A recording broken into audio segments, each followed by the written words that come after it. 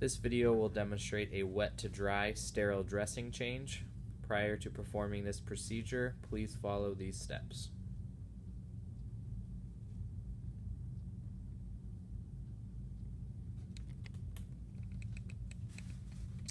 The first thing that I'm going to do is I'm going to place a disposable pad or a towel under the patient, depending on what I have available.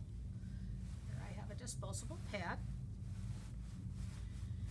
I'm always going to look before I remove the dressing and see if I see any outward drainage, any edema, redness surrounding the dressing, and everything looks good here. I'm going to use a universal remover wipe in order to loosen the tape and save the patient's skin from any type of damage.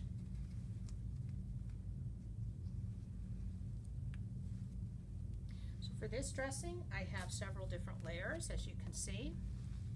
So I'm going to look to see if I have any type of drainage. If I do, I'm noting the amount, the consistency, the color, and if there's any odor. And fold that up upon itself and throw that into the trash can. I also need to remove the packing.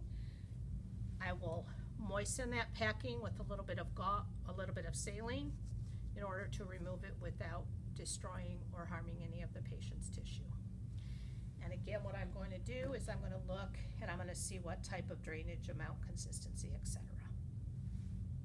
And then I will discard that. The next thing I am going to do, if needed, I will remove my gloves, do hand hygiene, and put on new clean gloves. I am going to go ahead and open a couple pieces of equipment, one of which is a pack of 4x4s.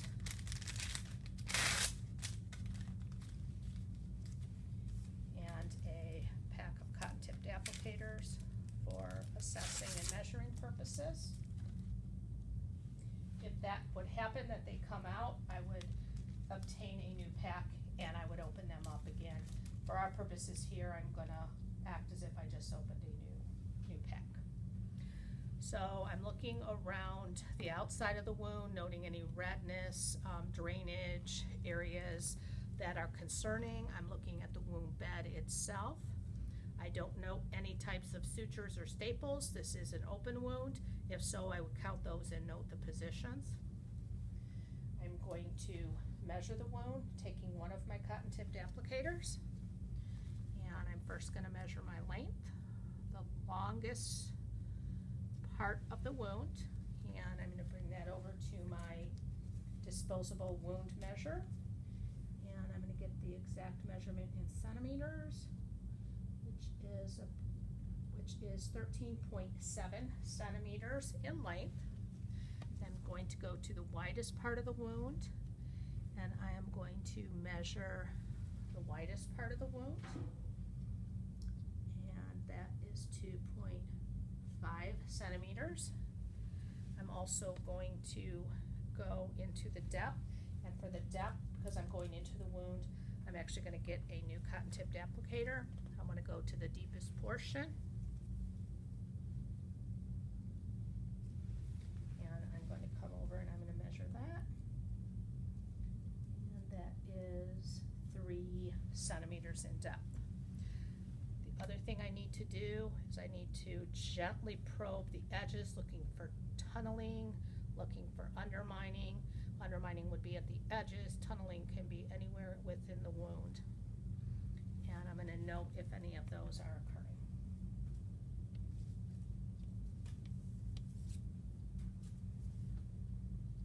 Now that I have all of that done, I'm going to go ahead and I'm going to cleanse the wound.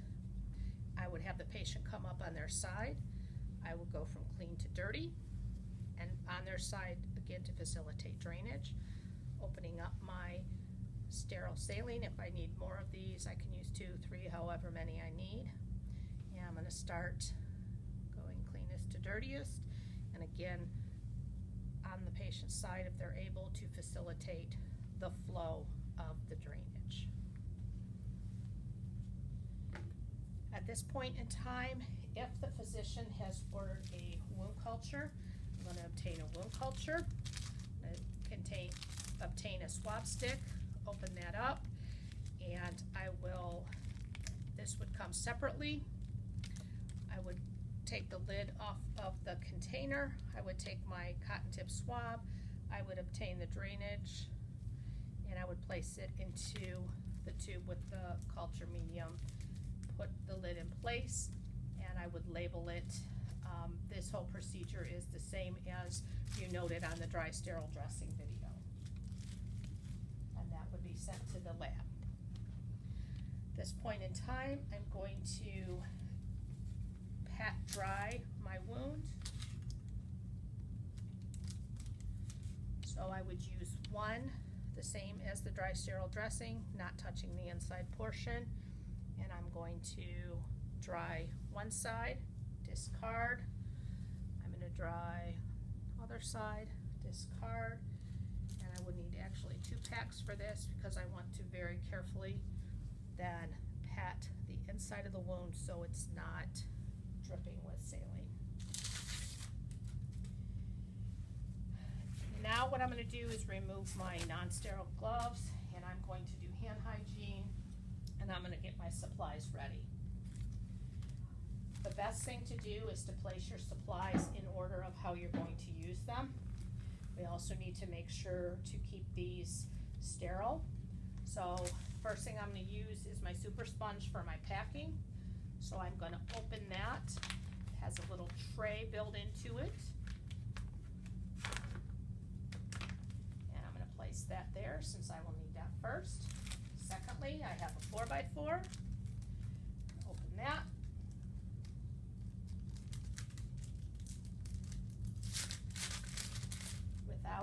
Without reaching over my packing gauze, I'm going to sit that next to it. I'm then going to open my abdominal pad, which is what's going to be placed on top of the wound.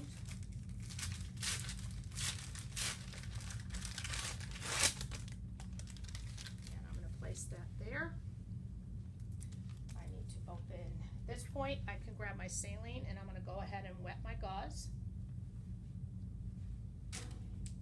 I'm going to open my cotton-tipped applicators, being careful not to allow those to become contaminated.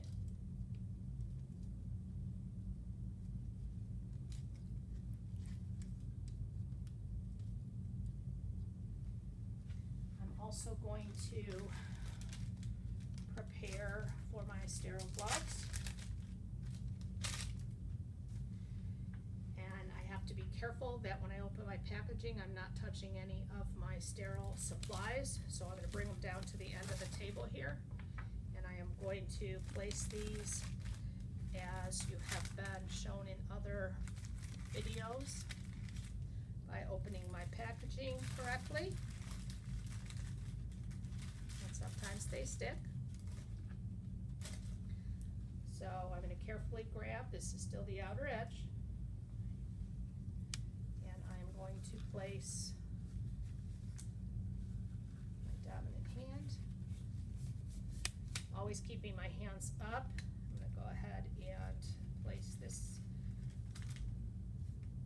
up, keeping it up away from myself and away from the paper so I don't contaminate it.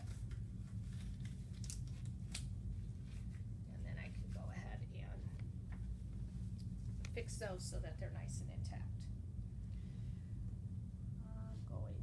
Grab one of my pieces of packing gauze and I'm going to squeeze that out so it's not dripping and it's just moist. I'm going to fluff it up and so that I'm able to pack it nicely, and I'm going to kind of wick the end so that I have a good starting place. Grab one of my cotton tipped applicators and I'm going to place this into the edge of the wound, being careful not to push too hard. See how I have the gauze intact in my hand and I'm not letting it drape anywhere on the wound or on the surrounding skin. I want to keep that under control.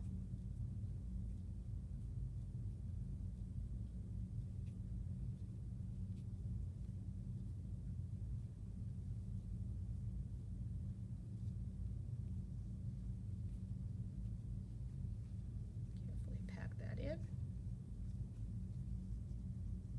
Covering all of the wound edges. purpose. If it's a larger wound, I would use the second one. For our purpose, we only need to use the one. Then going to reach and get one of my 4x4s.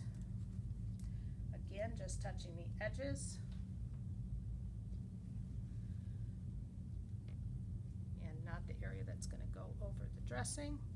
Carefully put that in place.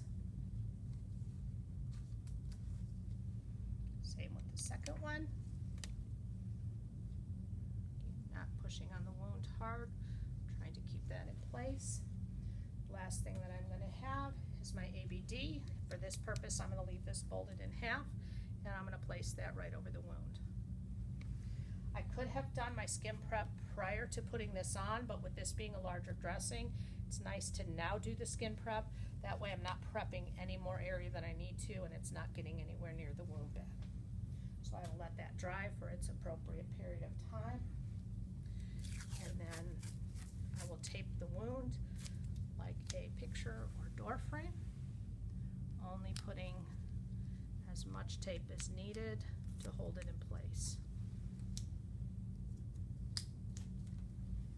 Obviously at this point in time, my sterile gloves are no longer sterile, and nor do they need to be because the entire wound is covered.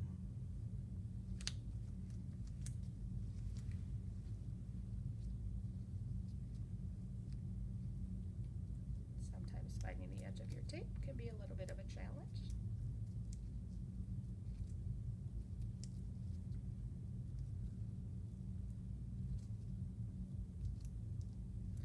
It would be okay to take gloves off in this case, but to protect the patient and yourself, we do prefer that you learn how to use the tape with gloves on. And even though I've been doing it a lot of years, you'll see I'm still having an issue.